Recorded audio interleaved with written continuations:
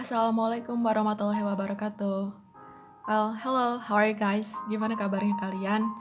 Oke, jadi siap untuk mendengarkan materi minggu ini tentang announcement. Minggu lalu kalian udah catat kan materi tentang ini. So for today, I will explain about this material. Don't forget to prepare all your book, and then semua buku bahasa Inggrisnya disiapin, the stationery, alat tulis kalian disiapin juga. Oke, announcement. Ada yang udah tahu? Apa sih announcement itu?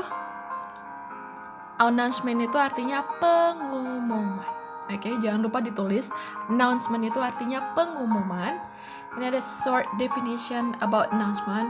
What is announcement? Apa itu announcement? Apa sih pengumuman itu?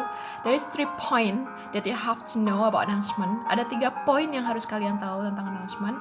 The first one, yang pertama itu ada announcement is a statement which gives information about something that is considered important. Jadi pengumuman itu adalah statement, pernyataan yang mana pernyataan diberikan berupa informasi sesuatu hal yang dipertimbangkan kalau informasi itu tuh penting gitu. So people can know the content of the text. Jadi supaya orang-orang tahu apa sih isi dari pengumuman itu gitu. Itu untuk yang pertama. Yang kedua, poin yang kedua, announcement can be found in everywhere. Pengumuman bisa ditemuin dimanapun. At school, for example, contohnya di sekolah. At our home, di rumah. Kalau di rumah, ditemuinnya di mana? Kalau untuk sekarang, di televisi.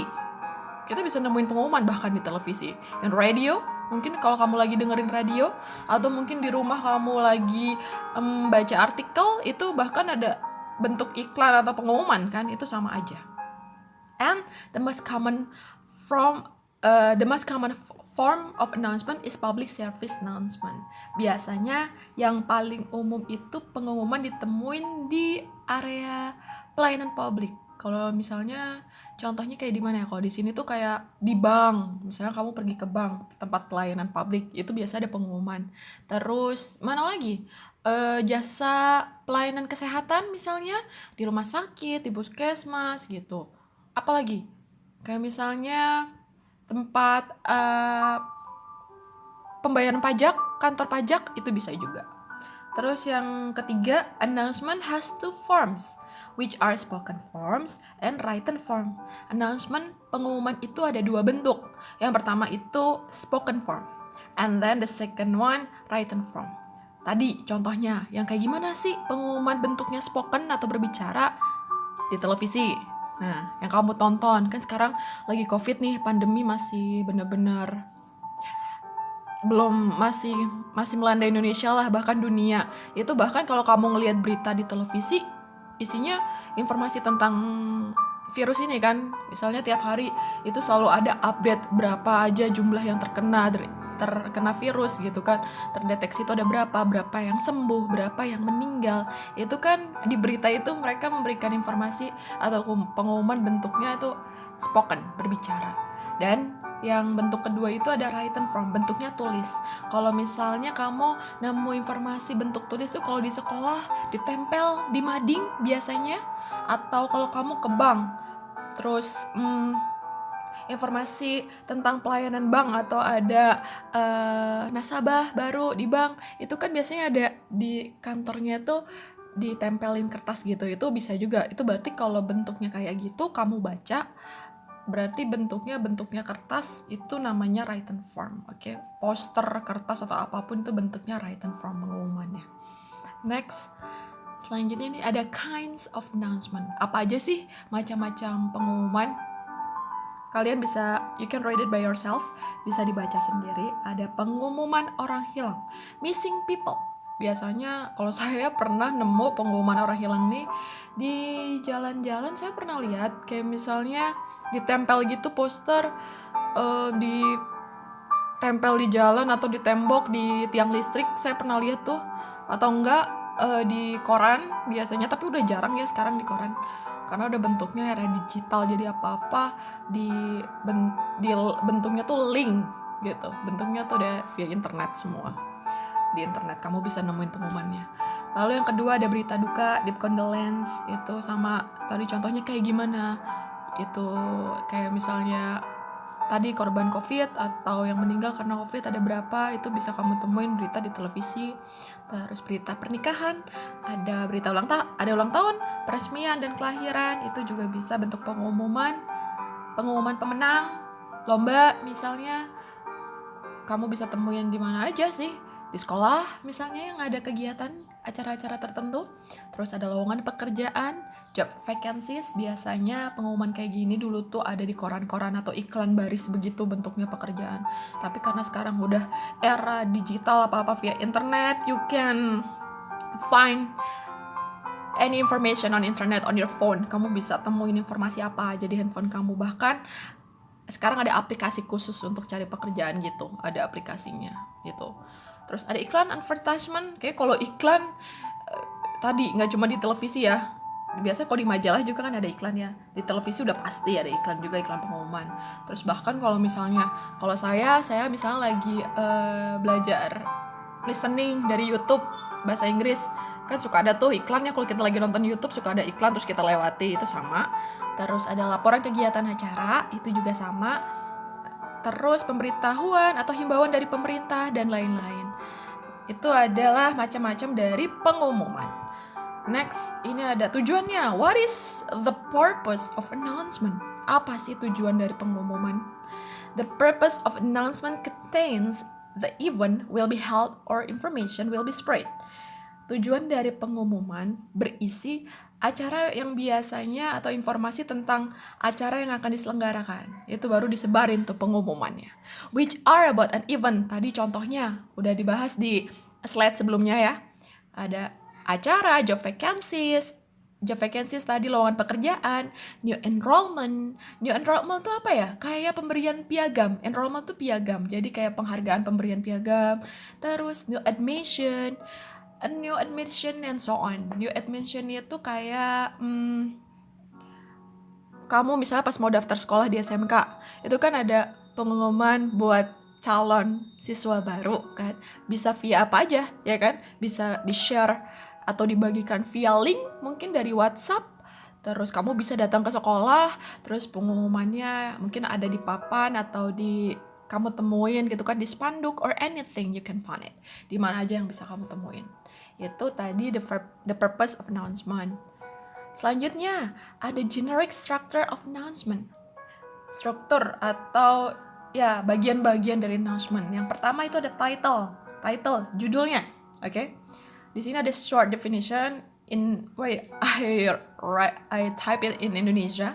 Saya ketik dalam bahasa Indonesia so that you can understand, supaya kamu bisa lebih paham. Silakan dibaca ya. Jangan mager. Title-nya apa aja sih? Biasanya contohnya gini, misalnya pengumuman tentang lomba 17 Agustus. Oke, itu title-nya ya, judul. Yang kedua, explanation. Penjelasan lebih lanjut tentang pengumuman tersebut. Terus biasanya terdiri dari informasi dasar yang mencakup jenis, kegiatan, waktu, tempat, dan partisipan. Tadi, title, judul. Ini adalah bagian paling penting ya, judulnya paling penting. Judulnya misal Lomba 17 Agustus. Penjelasannya tadi mencakup jenis kegiatan. Apa aja sih nanti yang akan diselenggarain dalam acara Lomba 17 Agustus contohnya. Terus waktunya, kapan acara lomba itu diadakan, tempat di mana ya lomba itu diadakan, lalu partisipan. Partisipan itu pesertanya. Siapa aja nih? Lomba 17 Agustus ini kamu mau tujukan, mau kamu umumkan, mau kamu sebarkan ke siapa aja yang boleh ikut gitu. Part of announcement, bagian-bagian announcement. The title tadi, judulnya, type of event, tipe acaranya apa, banyak kan. Terus date and time, sama ya, waktunya, kapan acaranya, terus tanggal berapa, hari apa, jam berapa, terus place, tempatnya di mana, contact person or address or senders. That is the most important thing. Itu juga penting. Contact person. Setelah misalnya kamu mau ikut, kita mau ngubunginya kemana nih? Di situ kan harus ada contact personnya. Mungkin kalau misalnya kayak tadi contohnya 17 Agustus acara, harus ada dong kontak panitianya, ya kan? Kamu mau ikutan nih, saya mau ikutan nih partisipasi, ke siapa? Tulis nama, terus nomor yang bisa dihubungi mungkin. Oke, next, ini selanjutnya ada forming from verbs. Ada bentuk dari kata kerja. Kalau ini sih nggak ada begitu hubungannya sama announcement. Saya tambahin supaya untuk referensi kamu aja, so that you can know or learn more about vocabularies, supaya kamu bisa lebih tahu aja sih referensi atau banyak nambah kosakata. Ini ada banyak banget ya. Ada di sini forming nouns from verb is usual done by applying suffix. Ini kalau dalam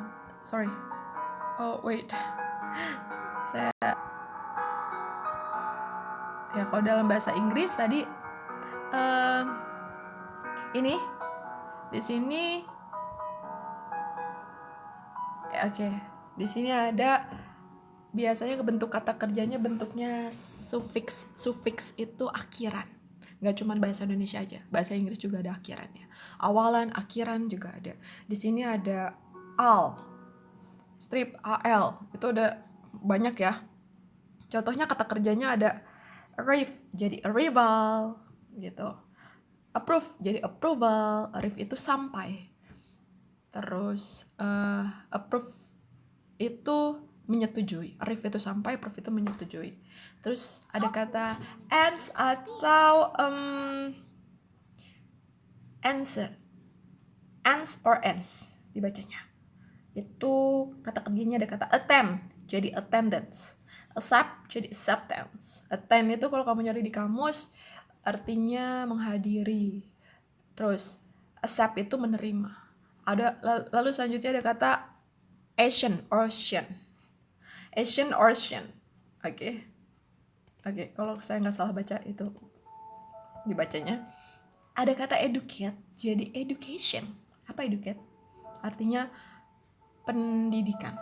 Ada kata information, memberikan informasi. Ada kata selanjutnya Asian. Confuse, dari kata kerja confuse, bingung jadi confusion. Decide bisa jadi kata decision atau mengambil keputusan. Ini ada banyak, you can read it by yourself, kamu bisa baca, dan boleh kamu cari artinya di kamus. Karena kita lagi KBM daring gini, please belajar mandiri. Saya pun juga gitu, sama, saya juga belajar sendiri di rumah, belajar speaking, belajar listening. Dan untuk cari kata kerja ini biar gampang, you can download it di application of Kamusku. Kamu bisa download aplikasi Kamusku, itu ada di Play Store. Saya juga download dan itu offline, gak berbayar. Jadi silahkan download. Mungkin kamu ribet ya kalau sekarang, kalau kamu nyari arti di kamus, tapi yang punya it's okay, gak apa-apa aja. Tapi kalau mau praktis biar mudah, download aplikasi Kamusku. Itu tinggal diklik aja dan itu ada Indonesia Inggris Indonesianya ada. Silakan di download dan kamu bisa sambil cari sendiri artinya. Ini saya next ya. Oke, yang terakhir, the last slide, ada example of announcement. Ada contoh dari announcement. Ini silakan you can analyze the example of announcement. Silakan dianalisis contoh dari pengumuman ini, tentang apa sih ini? And then after that, I will give you some quiz or question. Saya akan kasih kamu sedikit pertanyaan. Jawabannya berdasarkan yang ada di ini nih, poster dari announcement ini. Gak banyak sih ya, buat biar kamu paham aja gitu, buat latihan sedikit, oke? Paling itu aja. Nanti pertanyaannya saya tulis di bukan di caption, di classroom ya, di caption di classroom. Cara jawabnya kamu bisa sambil perhatiin ini nih, contoh poster ini. Oke. Paling itu aja. That's all about our material today. Semoga kalian selalu dalam keadaan sehat, dan don't forget to stay home, di rumah aja. Kalau nggak penting-penting banget jangan keluar ya. Paling itu aja sih.